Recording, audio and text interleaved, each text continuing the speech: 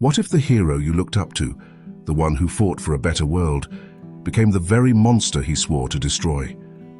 What if everything they believed in was shattered so completely that their only answer was to burn it all down and start over?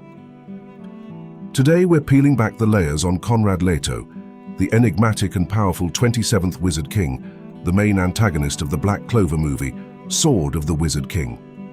He's a character whose journey from idealistic leader to kingdom-destroying rebel is as heartbreaking as it is compelling. We're not just talking about a villain. We're talking about a man whose dream for equality curdled into a desperate, destructive obsession, forever changing the fate of the Clover Kingdom and pushing Asta to his limits. Get ready to dive deep into the mind of a king who believed the only way to save his people was to erase them. Conrad Leto's story didn't begin with darkness.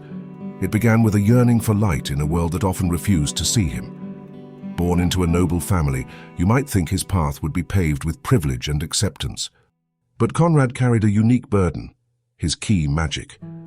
It was seen as strange, perhaps even weak, by those around him, leading to a lonely childhood filled with whispers and sideway glances. Imagine growing up in a world where your very essence, your magical ability, makes you an outsider, even within your own family. This early ostracization, this feeling of being less than because of something inherent to him, would deeply shape his vision for the future. Despite this isolation, a powerful sense of justice blossomed within him. Conrad grew into a man who couldn't stand the idea of anyone being treated as inferior. He envisioned a society where magic, or the lack of it, didn't dictate a person's worth or opportunities. This wasn't just a fleeting thought. It was a core belief, strikingly similar to the dreams of Asta himself, decades later. Both men, in their own time, shared a fervent desire for a world free from discrimination, where everyone could stand on equal footing, judged only by their character and effort. It was this pure, unyielding idealism that drove him to join the Magic Knights. He wasn't content to simply join. Conrad excelled, proving his worth not through his unique magic alone, but through sheer determination and skill. He rose through the ranks, eventually becoming the respected captain of the White Serpent Squad. His leadership, his unwavering commitment to justice, and his powerful magic earned him the trust and admiration of many. It was no surprise, then, that this man of profound vision and capability eventually ascended to the pinnacle of power, becoming the 27th Wizard King of the Clover Kingdom. He was seen as a beacon of hope, a leader poised to guide the kingdom toward the very equality he championed. For a time, it seemed his dream was within reach.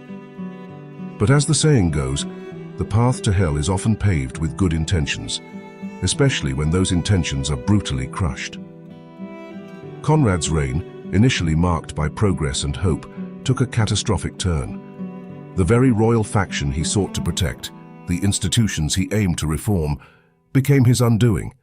In a heinous act of betrayal, they set up a mission, a trap designed to weaken his influence or perhaps even eliminate him. This mission, however, had far more devastating consequences. It resulted in the brutal death of his beloved wife, Lavilia, and countless loyal comrades. Imagine the weight of that loss. Your life partner, your closest allies, all gone, not by the hand of an enemy nation, but by the insidious machinations within your own kingdom, the very people you swore to lead and protect.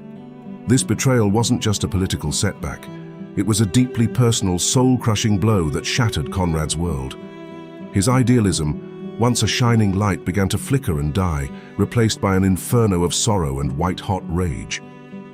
He looked at the Clover Kingdom, the place he loved and served, and no longer saw a system worth saving. He saw corruption, hypocrisy, and an inherent rottenness that devoured good people. His conclusion was stark, brutal, and absolute. If the system itself was the source of all inequality and suffering, then the only way to build a truly fair society was to dismantle it completely. Destroy the corrupt kingdom, and from its ashes, a new, purer world could emerge. This radical shift in perspective led him down a path of no return. To achieve his terrifying goal, Conrad needed power beyond that of a single wizard king. He turned his sights on one of the Clover Kingdom's most sacred and dangerous national treasures, the imperial sword, Elsdosia.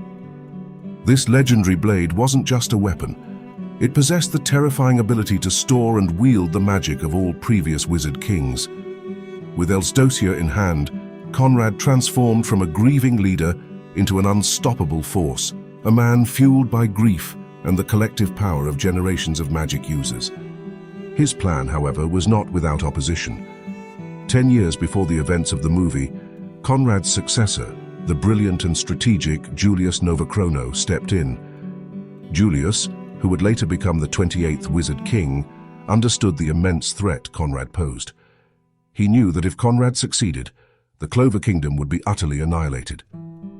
A colossal battle ensued, a clash of two wizard kings, two visions for the future. Ultimately, Julius, utilizing his mastery of time magic, managed to seal Conrad away, trapping him in a temporal prison. To prevent mass panic and maintain order, Conrad's death was faked, and he was locked away. An inconvenient truth buried deep within the kingdom's history. He remained a prisoner of time, festering in his rage and conviction, until the tragic death of Julius Novachrono in the main series inadvertently broke the seal, unleashing Conrad Leto back upon a world he was determined to obliterate. Conrad's return in Sword of the Wizard King was not a quiet re-emergence. He didn't just walk out of his prison. He burst forth, already several steps ahead, ready to execute his long-dormant plan. His first act was a testament to his immense power and his chilling resolve. He revived 3 other incredibly powerful, long-dead wizard kings. These weren't just any former rulers. They were Princia Funnybunny, Jester Garandros and Edward Avalache, each a legend in their own right, hand-picked by Conrad to aid him in his cataclysmic vision.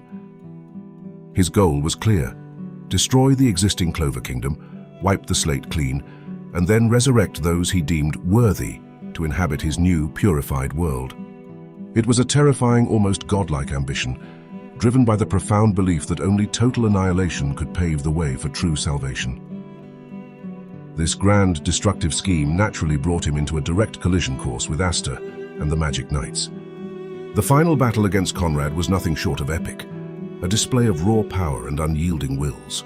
Conrad, armed with Elsdosia and the combined magic of his predecessors, proved to be an overwhelming force. He showcased immense power and an almost unbreakable resilience, shrugging off attacks that would fell lesser opponents. He pushed Asta to his absolute limits, forcing him to tap into new levels of anti-magic. In a desperate move to achieve ultimate destruction, Conrad even combined his own key magic with the Imperial Sword, transforming into a gargantuan, destructive entity, a living weapon of mass devastation capable of obliterating everything in its path. Yet even with all his power, even with his twisted conviction, Conrad ultimately faced defeat. In a fierce and climactic showdown, Asta, true to his never-give-up spirit, managed to reflect Conrad's overwhelming attack back at him. It was a moment of poetic justice, a reflection of the destructive path Conrad had chosen. As his own power turned against him, in his final moments a flicker of his former idealism returned. The rage, the grief, the bitterness began to recede, replaced by a dawning realization of the colossal mistake he had made. He saw in Asta the pure, uncorrupted dream he once held, the selfless desire to protect everyone, even those who were inferior. With his dying breath, Conrad urged Asta to become the Wizard King, to truly create the peaceful world he, Conrad, had once dreamed of, but failed to achieve. And then, he was destroyed, leaving behind a legacy of both inspiring leadership and tragic, destructive madness. Conrad Leto's unique abilities played a pivotal role in both his rise and his destructive fall. At the core of his power was his key magic. This rare and versatile magic allowed him to create mystical keys that could open and close magical rifts. This wasn't just for show. It gave him the incredible power to store or steal magic from others. Imagine a sorcerer who could simply unlock your magical reserves, siphon them away, and then use them as his own. This made him a formidable opponent, capable of disarming and overpowering even the strongest mages. He could create dimensions, store destructive spells, or even lock away an opponent's magic entirely. But his true terrifying potential was unleashed with the Imperial Sword, Elsdosia. This legendary weapon transformed him into a living conduit of history's mightiest mages. By wielding Elsdosia, Conrad could harness the combined magical power of every previous wizard king. This meant he wasn't just fighting with his own strength. He was fighting with the accumulated power, spells, and experience of 26 other supreme mages.